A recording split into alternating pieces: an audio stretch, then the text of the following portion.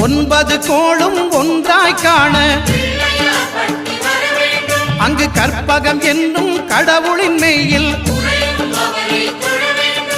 சூரியன் முதலாய் 9 கிரகமும் பலவித குணங்களை கொண்டிருக்கும் எங்கள் கற்பக தருவில் அவை வரும்போது ஒன்றாய் சேர்ந்து பலனளிக்கும்.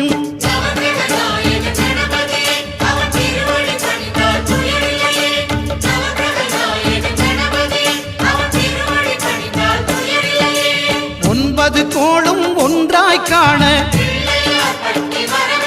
அங்கு கற்பகம் என்னும் கடவுளின் மெய்யில்